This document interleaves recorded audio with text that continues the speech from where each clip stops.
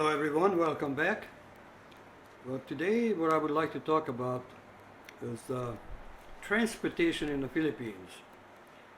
I've been here continuously for the last almost 3 years now, and I retired here, I'm married, and at the beginning we were using, me and my wife, as a transportation, either taxi or most of the time trikes and or multi-cabs.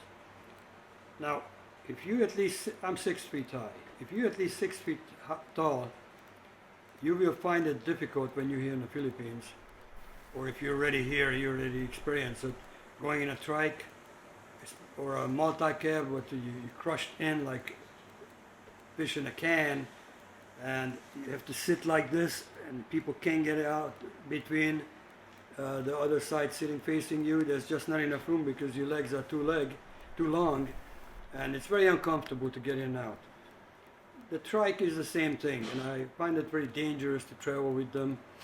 I noticed that many of them have absolutely no lights, working lights on nighttime, and you can really put your life in risk traveling in those things. I'm surprised actually that in the Philippines they still didn't pass a law that they have to find something more modernized, more safer transportation. I understand people have to hustle because the wage is extremely low here, but safety is a big concern. And so, what would I recommend? Me and my wife were debating on needing a transportation. This was when I came here in year 2022, in August. And we were looking around. We were thinking to buy a motorcycle.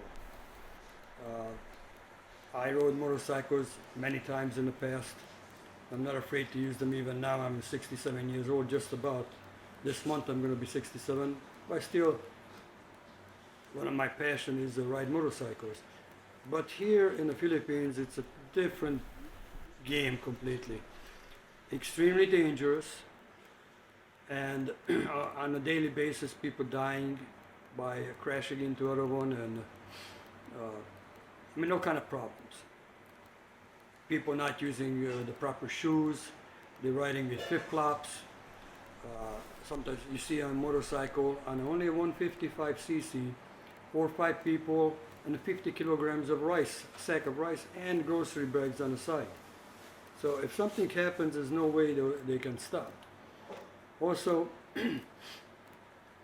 traffic lights are barely around, and the ones what's up there, most of the time they only work in downtown, in the bigger cities. Stop signs, everybody ignores the stop signs, I noticed that. You can travel on a major highway and people just fly right in without looking, or if they look, I don't know if they don't know the traffic rules, but they expect you to stop when you're traveling on a highway, when you have the right to go. So, motorcycles have its advantages. If you live in a city where there's not that much, or out in a province where the traffic is not that much, then you're going to enjoy it. But you got to think about the hot days. You have no air conditioning on a motorcycle. If you're from Europe or from America, your skin is not used to the tropical sun. So you're going to burn up like crazy. So you got to wear at least a jacket. Now you wear a jacket, you're going to sweat your butt off. The helmet also going to make you sweat like crazy. But you got to have those things. So motorcycles, I would say they are okay for a short distance. An advantage, much less gas. You get minimum 50 kilometers, 70 kilometers to a liter of gas. And you get there faster than a car or a truck because you zoom between the traffic if you dare to operate it like here the Filipinos. So you save a lot more money than having a car. The insurance is much cheaper. And if you are tight on a budget, you can just go down to the local store, either buy used ones, but I don't recommend to buy a used one. If you buy a new one. And you put, I'm just saying, 10,000 pesos down, $200, and finance it for 3 years. You pay I'm not 100% sure, maybe 5,000 pesos, 7,000 pesos a month, and you have a decent transportation. Now, as I said, motorcycles are great, depend where you live, and you save money on the gas, but also if you want to go to a city, then I would not recommend a motorcycle for somebody who did not born here and grew up here. And also, if you think about it, it's okay to run down for a cup of coffee or something, but if you do grocery shopping, where are you going to put your food? Many people who live here expect, and if they with a spouse already, like to spend when they get their retirement at least $200-300, so they almost got the whole monthly food supply. So where are you going to put it? Now, if you're riding a trike, how are you going to carry all those bags? I went through that at the beginning. We tried them. Very, very inconvenient. And then the time you get home, you buy ice cream or meat or something.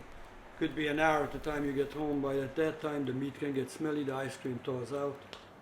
So I would not really recommend a motorcycle unless for fun, but not for the major trips. Now, cars and trucks. The trucks over here, you see some bigger trucks, Toyota Hilux and Nissans, but they're very pricey. So a lot of people buy these little trucks, these little tiny trucks with engines, 3-cylinder engines, and only 550 cc's. Very underpowered. When you buy them used, they usually don't come with working air conditioning. I'm telling you, if you think you can survive here after living in luxury in America or Europe, and you say that, oh, I don't need air conditioning, I just roll down the window, you're in a big mistake. You're going to get a stroke sooner or later. You go to a city, you get into a traffic jam, and no wind, and the engine heat is coming up, and outside the temperature is really boiling. I tell you, you don't want to go that route. I'm serious. And the older you are, the less resistant your body to this kind of conditions. So unless you can buy a brand new one, a decent sized truck, it's great, but you got to keep that in mind, that how you're going to park it. The parking spots here in the Philippines are not as wide as in the United States or in Europe. I'm saying Europe because I lived in Europe for 20 years as well. In America, I lived for a long time. I can't even remember. Long time. Several decades. And so over there, the parking spots are bigger. Here, they're very narrow. And lots of people are not the best drivers. I'm not trying to put the Philippine people down. Many of them good drivers, but a lot of them are horrible drivers, because the vehicles really became very, very popular here in the Philippines in the last decade, because the banks extended loans so much more people can get to vehicles than compared to the past. It was more like motorcycles everywhere. Even now, the overwhelming majority of people drive motorcycles. But with the trucks, so you have a truck, it's going to be hard to park in somewhere. And if you park in somewhere, most of the people always back up in a parking lot. They might going to crash into you, and almost nobody's going to leave you a note that, hey, I'm sorry, I did it, contact me or something. So they try to get away with it. Truck is good if you have a land and you're planning to build, then the truck comes extremely handy. But just to buy a truck, I'm sorry, I forgot to mention, if you feel safer in a truck, I understand, then you buy a truck because it's taller, stronger frame, but a lot more gas good on use. None of the trucks today are good on gas. I don't care, they say, oh, it gets this much to a mile, to a kilometer. No, it doesn't. I had all kind of trucks in my life. I don't think there's a truck out there I didn't have that brand yet. So I know what they use. Especially if you have a heavy foot or carry something heavy, then it's going to double the fuel usage. I believe the best to get here in the Philippines is, I believe in Toyota products. Get a Toyota Vios or a Wigo or They have the station wagon looking cars. I don't even know what they call it. Babe, what's the name of those cars? You know, it looks like a station wagon. Toyota. Step up from the Vios. Bias. No, a step up from the. Race? No, well, anyway. So, those cars are extremely. Fortuner? Fortune is a big one. Hilux? No. So, those smaller cars are the best way to travel here. Yeah, if you buy a Vigo, it looks small, but now I want to let you know that I'm not promoting any kind of cars here. I'm saying what I would buy. If you would buy a Vigo, it's a hatchback.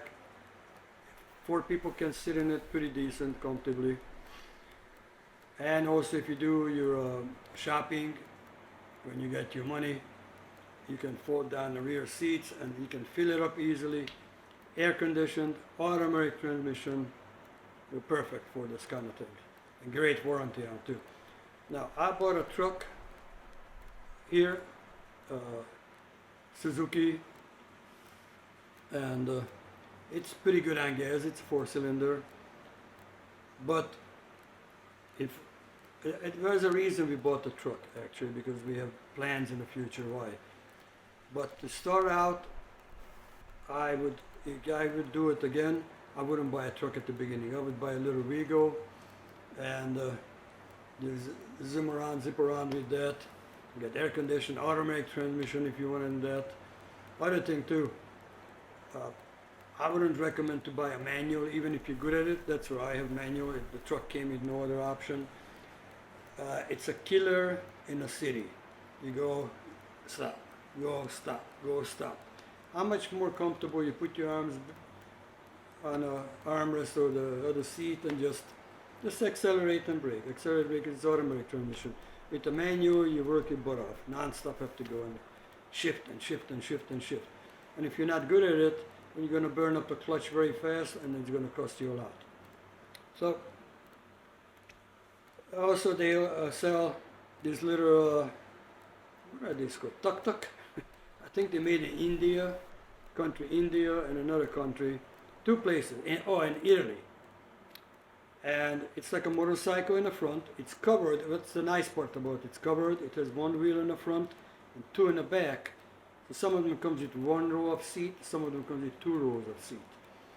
That's very popular. They cost 180,000 pesos.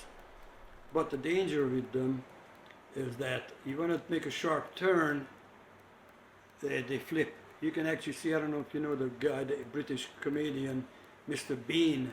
He drives similar old cars in these movies. And many times, no, he doesn't drive it, but they show it in the movie. And many times those cars flip by a sharper turn, so they're not safe. Good on gas, no air conditioning, any of them. Okay, so I hope I was somewhat helpful helping you to the newcomers. When you come here, you experience riding with Philippine transportation, trikes and other kind of transportations that it's not going to be easy. And especially if you're more than 6 feet tall, you'll find out real fast on your first trip. Okay? Right folks, that's all for today. Thank you for your time and enjoy your day.